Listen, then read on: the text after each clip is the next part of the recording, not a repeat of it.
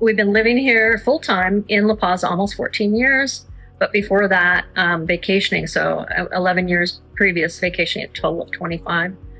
So long time. Absolutely love La Paz. Hey, Gen Mex, you just met Kimberly and her husband, Michael. He is out and about right now running errands, but we're going to hear their story of moving to La Paz, as you heard, vacationing first, and then turning it into full-time living 14 years ago. So we'll hear a little bit about how things have changed and about their home, Spanish, safety, all the things that we normally talk about in these videos. So let's dig into the story where it started. So we vacationed at my husband's uncle's place, which is just a little bit south of Mulegé. And we would decide, oh, let's go visit the big city. At that time, La Paz was considered the big city. So we would come down, spend 4 or 5 days here, go back to Mulegé area, and just really loved the people here. It was so calm, so peaceful, just not a fast pace. The kids were really respectful. They weren't all covered in tattoos and a million piercings.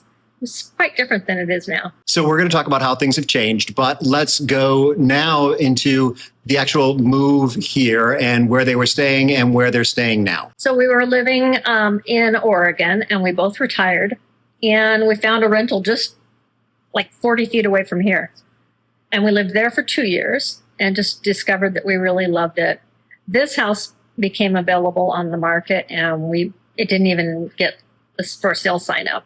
We bought it immediately because it's a very large home, beautiful, beautiful view, and just not as big of a house as we would have ever dreamed we would buy, but just perfect location. Yeah, the location here is gorgeous. The view of the water out on the Bay of La Paz is amazing. Just the drive up, you saw the drive up here, just some of the views along the drive into the neighborhood. So let's hear about this house in particular, because it's kind of a unique house for the La Paz or even the Baja Peninsula. So the house is quite large. It's about a little over 6,000 square feet of tile, including the front patio and the courtyard. When you walk through the double doors at the front of the house, you walk into a very large courtyard, of which there's 4 bedrooms off of the courtyard and 3 full bathrooms. So very spacious.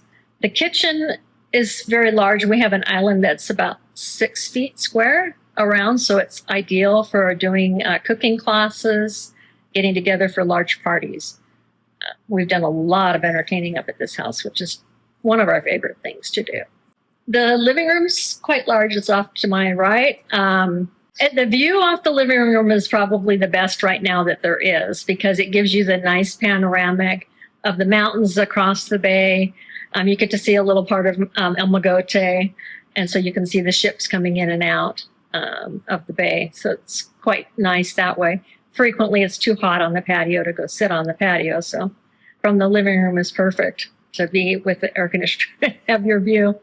Unfortunately, someone built a house in front of us, so it did block part of my view from the dining room table and the kitchen. Yeah, the view is still gorgeous, but I can imagine what it was like. It used to be panoramic, I guess, across here. Now you can see on the 2 sides of the house, you can see to the water and to Mogote. But really, I think that's really what's... Whoops. We got some dogs that are a little barky every once in a while.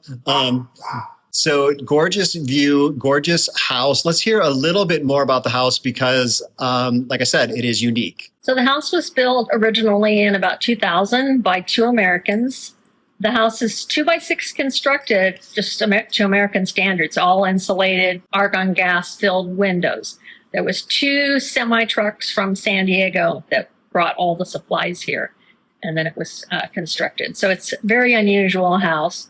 So unlike the houses that are built out of concrete that you can't ever quite cool that concrete block, this house is completely cool to the touch on the walls. And my most expensive bill is about 3,000 pesos for 2 months. So quite affordable. Yeah, so in La Paz, Kat and I don't live here in the summer because it gets so hot. And our house would be impossible to air condition because it has a palapa roof. But this is great. We've got the air conditioning blowing on us, and the heat isn't just heading straight out those windows. So it's very efficient home. And I just love how the courtyard is here, that you walk right into a courtyard. Kat would definitely like that. We tried to kind of build that a little bit into our house the way it is now with the outer wall that we built around the courtyard between the casita and the house, if you know our house. So let's talk about how these guys managed to retire at such a young age. I was 49 and my husband's 11 years my senior. And it was just a matter of choice of, hey, do we continue working and killing ourselves for what? You know, how much more money? There comes a point where you have to make a decision, quality of life versus this, quantity. So we did come down, and for a long time, my husband made me keep track of every peso we spent. I mean, he's a spreadsheet guy. So every peso had to be accounted for. And finally, after 2 years, I said, honey, can I quit counting for pesos? So he said yes. So finally did that. How we did it, my mom died of ovarian cancer in 2010. And so sadly, it did leave an inheritance for me, but it helped me pay off almost my house in Medford, Oregon. Then 4 months after my mom died, my father was killed in a plane crash, and it was tragic. And so I did inherit money from my father as well. So between the two inheritances, because they haven't been married for a number of years, it paid off my house in Medford, and I also had inherited a house in Florence, Oregon on the coast that was my mom's.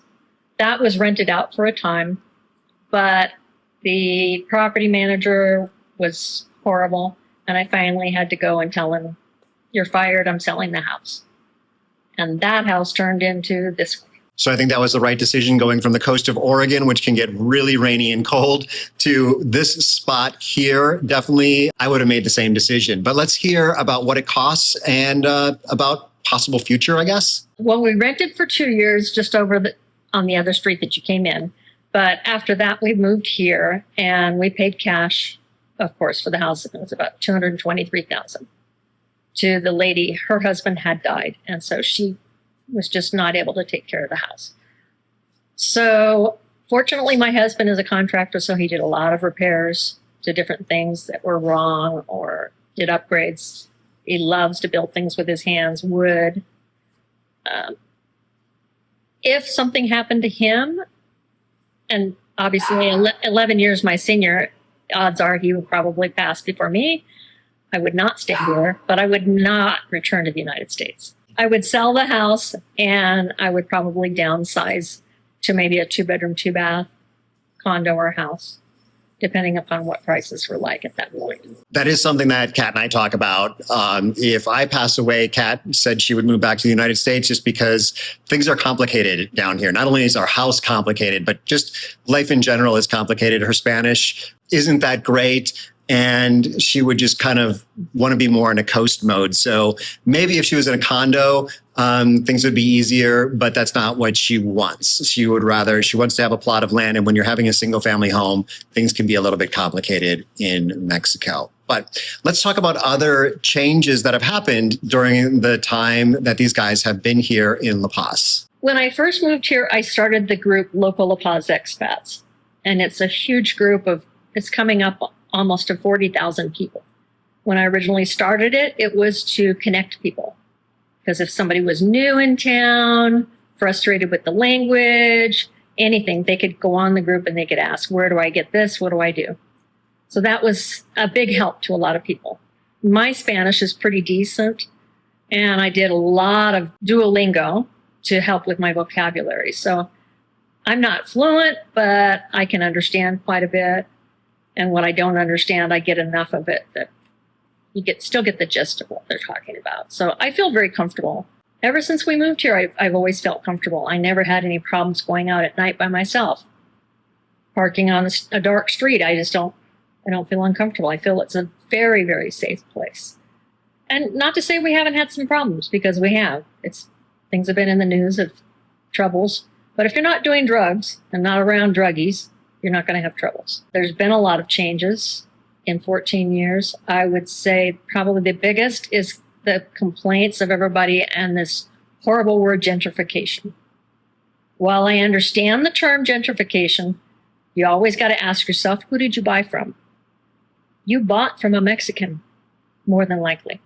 Someone sold you that property. So even though there's foreigners, gringos, Canadians that have bought property on the Malecon and pushed people back, somebody sold it to them. So it was not the foreigners' fault. Yeah, they're selling out Centenario like crazy. There's tons and tons of gringos and Canadians and people moving into Centenario.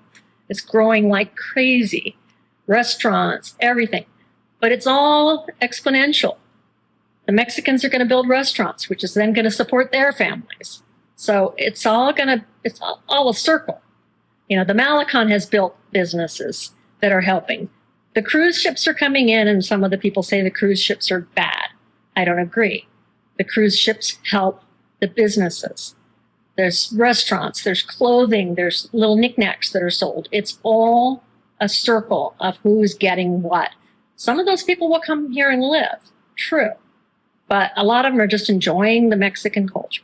And La Paz is a very laid back, as compared to Cabo, which is, my husband calls it South San Diego. South San Diego. I think that's a little bit of a dig on San Diego. I'm not a huge fan of Cabo. Cabo, San Lucas, especially San Jose del Cabo is a really pretty place, pretty expensive also. But these guys have done a lot of traveling around Mexico and other parts of Mexico. So let's hear about different parts of Mexico that they've been to. We have done a lot of traveling in different parts of Mexico, obviously, to see before we made a decision of whether we were going to live permanently in La Paz. We went to Puerto Vallarta several times. It was a contender, but I was really feeling bad about the timeshare guys attacking you. That wasn't a comfortable thing. And every time you had to go shopping, you were going to get attacked. No, I didn't want that. We've been to Merida, which is beautiful and wonderful. Loved it. Huatulco, Oaxaca City, Guadalajara, Zihuatanejo, Ixtapa, Acapulco, Mazatlan. So a lot of different places, and I just don't get the same feeling that I do here. So the people here are so loving and kind. It's crazy. I've met people who are very, very poor, and they invite you to come to dinner. And boy, you better not bring something with you because you'll insult them. And you better not pick up the dishes off the table and go to start helping them clean up because that's another insult. And so it's very different. So you have to learn what's appropriate and what's not. So it's wonderful. I liked it. So I've been here for 5 winter seasons, and I have not yet been invited into someone's home, a local's home for dinner. So I'll just make sure I remember those tips for when that does happen. I have been to a quinceañera though. That was pretty cool. But let's hear for entertainment wise, what these guys do to stay busy. Well, for entertainment, I used to be known as the horsey girl for a long, long time. For about 8 years, I used to take people all the way across the bay to a really poor ranch and take people horseback riding on the beach. I'd pick them up in my car, take them out there and bring them back. It was great. And it was usually a 2 to 3 hour ride on horseback, a bunch cheaper than anybody else would rent horses for. Now you can still rent horses, but they're over by Tecolote Beach, and it's about $150 for a horseback ride.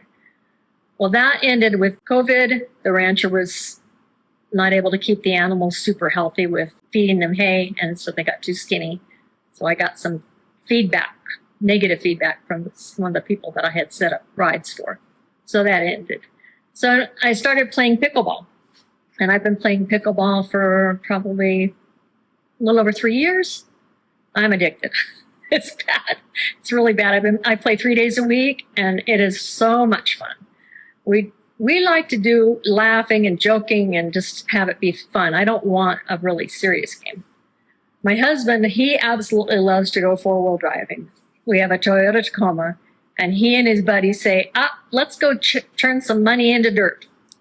That's his favorite expression. So he said if he could go 4-wheeling every day, he would do that. And then we also like to go and play pool. Our friend has a billiards table, and we also have a billiards table.